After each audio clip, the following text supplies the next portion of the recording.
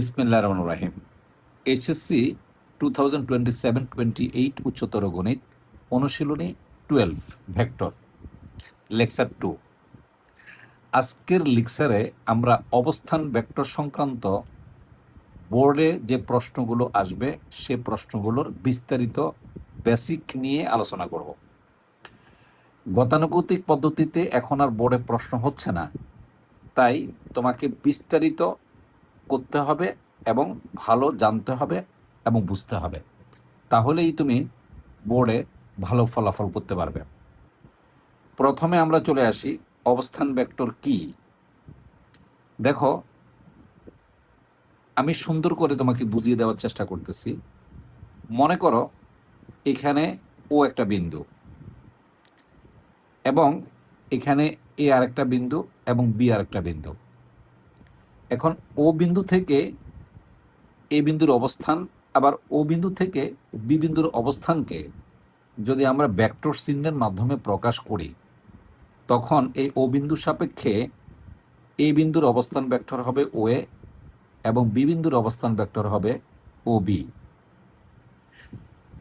তাই আমরা এটাকে কিভাবে সংজ্ঞায় লিখতে পারি? এই যে ভেক্টর মূলবিন্দু সাপেক্ষে, যেটাকে আমরা এ বলছিলাম, কোনো বিন্দুর দূরত্বকে, এই যে কোনো বিন্দুর দূরত্বকে যে ভেক্টরের মাধ্যমে প্রকাশ করা হয়, যে ভেক্টরের মাধ্যমে আমরা প্রকাশ করি, তাকে মূলবিন্দু সাপেক্ষে ওই বিন্দুর অবস্থান ভেক্টর বলা হয়। এখন চিত্রের মধ্যে যদি আমরা দেখাই যে ও হচ্ছে ভেক্টর মূলবিন্দু, তাহলে ও বিন্দুর সাপেক্ষে এই যে এই বিন্দুর অবস্থান ভেক্টর হবে ও এ। একে স্মল এ নিচে ডট দিয়ে লেখা হয়, যে আন্ডারলাইন দিয়ে লেখা হয়, এই যে এ দিয়ে নিচে আন্ডারলাইন। এবং বি বিন্দুর অবস্থান ভেক্টর হবে ও বি, এই যে ও বি, এই যে বি আন্ডারলাইন। এখন এই প্রমাণটা আমাদের পরীক্ষায় আসবে। এটা 2 মার্কসের শর্ট কোশ্চেন হিসেবে তুমি টেস্ট পরীক্ষাই পাবে ইনশাআল্লাহ, আর বোর্ড পরীক্ষা আসার সম্ভাবনা অনেক বেশি। এবি ভেক্টরকে অবস্থান ভেক্টরের মাধ্যমে প্রকাশ করো। তো আমরা ধরে নিচ্ছি ও ভেক্টর মূলবিন্দু এবং ও বিন্দুর সাপেক্ষে এ বিন্দুর অবস্থান ভেক্টর ও এ সমান স্মল এ ভেক্টর এবং বি বিন্দুর অবস্থান ভেক্টর ও বি সমান সমান স্মল বি ভেক্টর। তাহলে ও এ হলো এ ভেক্টর আর ও বি হলো বি ভেক্টর। এখন ভেক্টর যোগের ত্রিভুজ বিধি যদি আমরা প্রয়োগ করি, দেখো ও এ বি হতে ভেক্টর যোগের ত্রিভুজ বিধি অনুসারে পাই, তুমি দেখো এই দুইটা ভেক্টর একই ক্রমে আছে। তাহলে ও A vector plus A B vector সমান সমান এই যে ও বি ভেক্টর, যদি এটা বিপরীত ক্রম। এখন ও এ ভেক্টরের জায়গায় আমরা লিখতে পারি small a vector plus A B vector সমান সমান আমরা লিখতে পারি ও বি সমান সমান স্মল বি ভেক্টর। তাহলে এ বি ভেক্টর যদি আমি লিখি সমান সমান, এই বাম পাশ থেকে যদি স্মল এ ভেক্টরটা ডানে চলে যায় তাহলে মানে চলে আসে, তাহলে এ বি সমান সমান বি মাইনাস এ। তাহলে দেখো এই এ বি ভেক্টরকে আমি অবস্থান ভেক্টরের মাধ্যমে প্রকাশ করে ফেললাম। তার মানে একটা জিনিস শিখতে পারলে যে আমরা যদি এ বি লিখি, তাহলে শীর্ষবিন্দুর অবস্থান ভেক্টর, এই যে বি হলো শীর্ষবিন্দু, শীর্ষবিন্দুর অবস্থান ভেক্টরটা আগে আসে, মাইনাস হয়ে এই পাদবিন্দুর অবস্থান ভেক্টর পড়ে যাবে। অনুরূপভাবে যদি আমরা হিসাব করি, তাহলে যদি আমি সিডি ভেক্টর লিখি তাহলে আসবে, যেহেতু ডি পরে আছে তাহলে ডি মাইনাস সি। যদি আমি এল এম হিসাব করি তাহলে সমান সমান আসবে এম মাইনাস এল, এই যে এমটা আগে এলটা পরে আসবে। আশা করি পরীক্ষা যদি এটা আসে তাহলে তুমি পারবে। এবার হলো এই বি ভেক্টরের মূল বিন্দুর অবস্থান ভেক্টর নির্ণয়। এটা আরো বেশি ইম্পর্টেন্ট। তো একইভাবে আমরা ধরে নিচ্ছি ও বিন্দু সাপেক্ষে, এই যে ও বিন্দু সাপেক্ষে এ বিন্দুর অবস্থান ভেক্টর স্মল এ, এই যে বি বিন্দুর অবস্থান ভেক্টর স্মল বি, আর এই পি বিন্দুর অবস্থান ভেক্টর স্মল পি, যেখানে পি বিন্দু এ বি এর কি মধ্যবিন্দু, আমরা ধরে নিচ্ছি মধ্যবিন্দু। তাহলে এখন দেখো আমরা এখানে যদি চলে আসি, হিসাবে চলে আসি, দেখো তাহলে আমরা এবার ত্রিভুজ, এই যে উপরের ত্রিভুজটা নেব।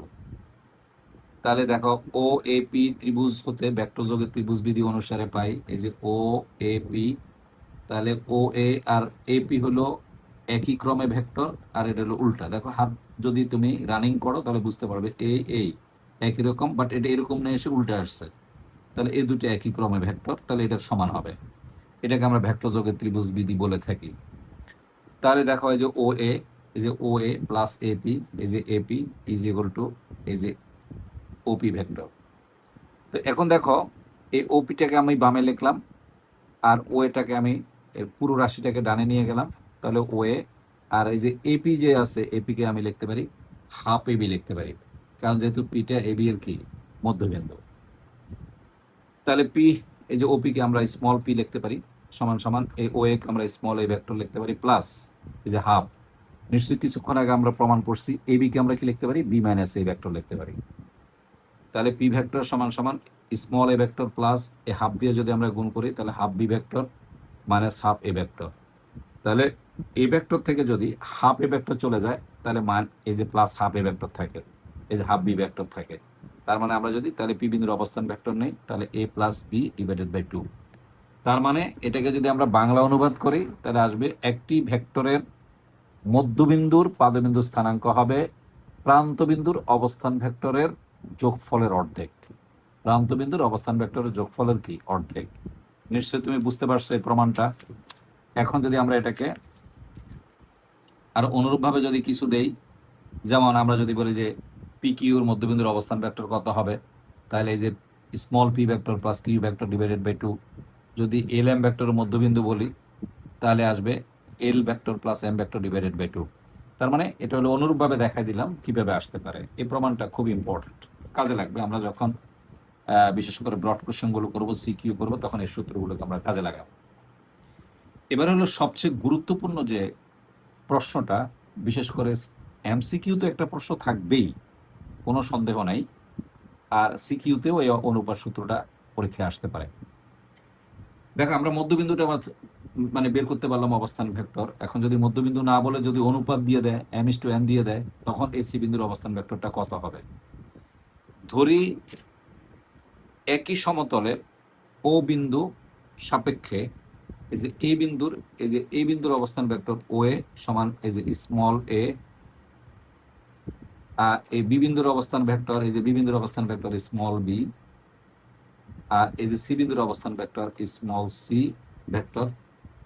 যেখানে সি বিন্দু এই যে এবি ভেক্টরকে, এই যে এবি ভেক্টরকে বলে m/n অনুপাতে অন্তর্বিভক্ত করে। অন্তর্বিভক্ত বলতে বোঝানো হয় যে এই বিভাগ বিন্দুটা এবি সংযোগ রেখার ভিতরেই আছে, এই জন্য এটাকে অন্তর্বিভক্ত বিন্দু বলে, যে অন্তর্বিভক্ত করে। তাহলে এখানে আমরা এখানে কি লিখতে পারি বলতো, যেহেতু এম আর এন কিন্তু সংখ্যা সূচক, এটা কোনো ভেক্টর না, এটা কিন্তু স্কেলার রাশি। আর আমরা যদি এখানে এটাকে যেহেতু ভেক্টর চিহ্ন দিয়ে প্রকাশ করছি, তাহলে আমরা কি লিখতে পারি দেখো এসি ভেক্টর, এই যে এসি ভেক্টর, এসি ভেক্টর এই যে মডুলাস দিলাম কেন, এই মানটা প্রকাশ করার জন্য, তার মানে আমরা এটা মান লিখলাম। আর এইদিকে যাইতে হবে এই যে সিবি ভেক্টর, এই যে সিবি ভেক্টর যখন আমি মডুলাস দেব তখন মান হয়ে যাবে। তাহলে দেখো এটা কিন্তু এসি ভেক্টরের মান, এটা হলো সিবি ভেক্টরের মান। তো এই ভেক্টরের মান কিন্তু আমরা পাইছি এই যে এম, এই যে এম, আর এই যে এটা ভেক্টরের মান পাইছি আমরা এন, ডেফিনেটলি আমরা পেলাম। এখন দেখো আমরা যদি কৈনিক গুণ করি তাহলে দেখো এম এর সাথে আমি এটা নিলাম, আর এই যে এই কোনাকুনি গুণ করলে এই এন এর সাথে এসি আসবে। এবার উভয় পাশ থেকে যদি আমরা মডুলাস চিহ্নকে অপসারণ করি, মানে দুই পাশ থেকে এখানে মডুলাস চিহ্ন দুই পাশে অপসারণ করে দিই, তাহলে দেখো এম ইন্টু এই যে সিবি ভেক্টর সমান সমান এন ইন্টু এসি ভেক্টর। এখন দেখো আমরা কিছুক্ষণ আগে এটা প্রমাণ করছি, জাস্ট আজকের দ্বিতীয় প্রমাণটা যেটা মানে এবি এর অবস্থান ভেক্টরের মাধ্যমে প্রকাশ। তাহলে আমরা এই যে সিবি কে কি লিখতে পারি বি মাইনাস সি, এন এর জায়গায় এন থাকবে, আর এসি কি লিখতে পারবো এসি মাইনাস এ। এখন আমরা এটা গুণ করব, এই যে দেখো এম ইন্টু বি ভেক্টর, এই যে m minus m into c vector minus m into c vector, এটা দিয়ে যদি গুণ করি তাহলে n into c vector minus n into a vector. এখন দেখো আমরা কি করলাম, যে এখানে এম ইন্টু বি ভেক্টর, এই যে এম ইন্টু বি ভেক্টর, সিগুলিকে এক পাশে নিয়ে যাব, আর এখানে এই যে এন ইন্টু এ ভেক্টর এই পাশ থেকে এটা এই পাশে নিয়ে আসলাম, তাহলে এটা এই পাশে চলে যাবে, এই যে m into c vector plus এই যে এন ইন্টু সি ভেক্টর। এখন দেখো এই পাশটাকে আমি মনে মনে এই পাশে কল্পনা করছি, তুমি আবার পরীক্ষার ভুল করবা না। এটাকে এই পাশে কল্পনা করলাম, এটাকে এই পাশে কল্পনা করলাম। তাহলে যদি আমি কল্পনা করি তাহলে দেখো এখানে কিন্তু আমার সি ভেক্টরটা কমন চলে যায়। কমন গেলে কি থাকে, এম প্লাস এন, এই যে M plus N is equal to দেখো M B vector plus M A vector. এখন যদি আমি সি ভেক্টর নেই তাহলে কি আসলো বলতো, এই যে m into b plus n into a divided by m plus n. তাহলে দেখো আমরা যদি জিনিসটাকে দেখাই তাহলে সুতরাং এটাকে যদি আমরা ফিনিশিং দিই, সুতরাং এই সি বিন্দু এই যে এ বি ভেক্টরকে এই যে এম ইস টু এন অনুপাতে এই যে অনুপাতে এই যে অন্তর বিভক্ত করলে এই যে বিভক্ত করলে এই যে সি বিন্দুর অবস্থান ভেক্টর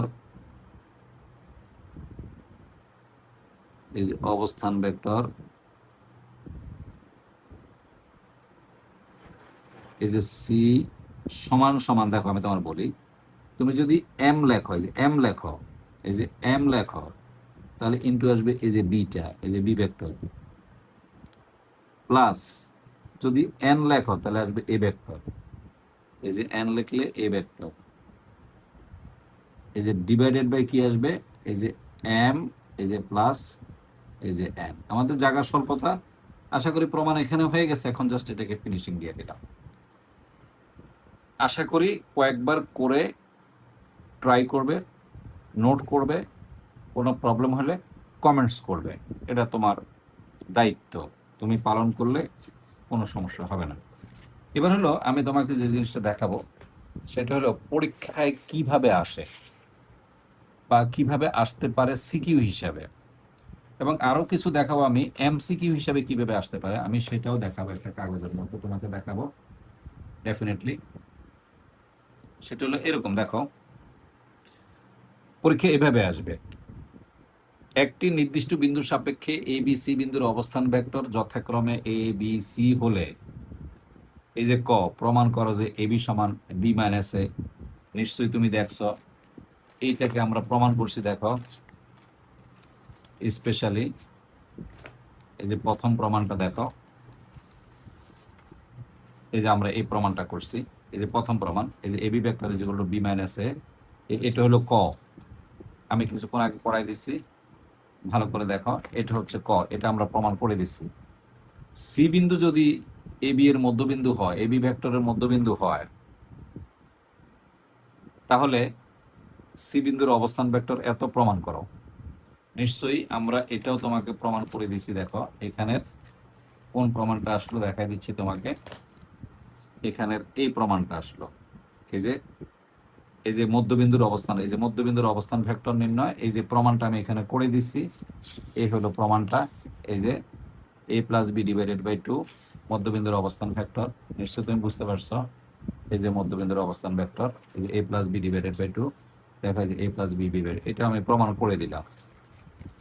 এরপরে এইভাবে আসবে, দেখো সি বিন্দু এবি কে এম ইস টু এন অনুপাতে অন্তর্বিভক্ত করলে প্রমাণ করা যায় সি বিন্দুর অবস্থান vector m into b plus n into a divided by m plus n. নিশ্চয়ই তুমি বুঝতে পারছো আমরা কিছুক্ষণ আগে যে প্রমাণটা করালাম সেটাই এটা।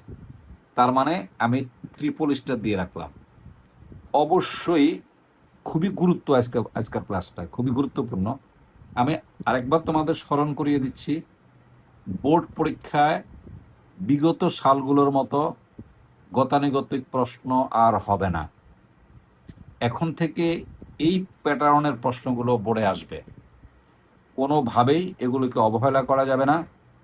এবং আমি জানি না তোমার স্কুলের শিক্ষকরা করাবেন কিংবা কিংবা অন্য কোচিংয়ের শিক্ষকরা করাবেন কিনা, এ বিষয়ে আমি কোনো মন্তব্য করতে অবশ্যই রাজি না। আমি আমারটা করে দিচ্ছি এবং সম্পূর্ণ বেসিক দিয়ে তুলে দিচ্ছি, যেন তুমি ভেক্টরের অবশ্যই যে কোনো প্রশ্ন উত্তর করতে পারো। এবার আসো যদি বহিস্থ অনুপাত হয়, এখন প্রশ্ন হলো বহিস্থ অনুপাত জিনিসটা কি, এটা আগে আমাদের বুঝতে হবে। বহিস্থ অনুপাত বলতে আমরা বুঝি যে দেখো এটা একটা ভেক্টর, এটা হলো এ বিন্দু এবং এটা হলো বি বিন্দু।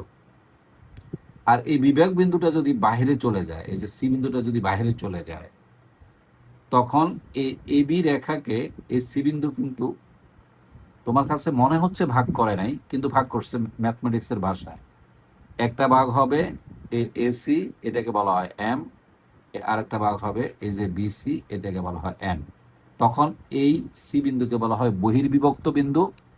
এখন যদি এটার অবস্থান ভেক্টর এ দিয়ে দেয়, এটার অবস্থান ভেক্টর বি দিয়ে দেয়, এখন তোমাকে সি বিন্দুর অবস্থান ভেক্টরটা বের করতে হবে। এখন দেখো আমি সুন্দর করে করে দিছি, মানে খুবই সুন্দরভাবে দেখাই দিচ্ছি। দেখো এই যে এবি একটা ভেক্টর, এই যে এখানে লেখাগুলো ঠিক আগেরটার মতো লেখা, তাই আমি আর লেখাটা লিখলাম না।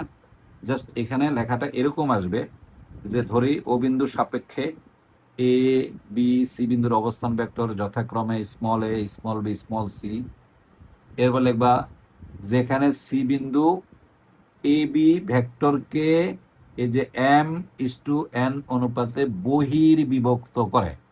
আগে লিখছিল অন্তর্বিভক্ত, এখন লিখবা যে বহির্বিভক্ত করে। ঠিক প্রমাণ আগের মতোই, অটোমেটিক।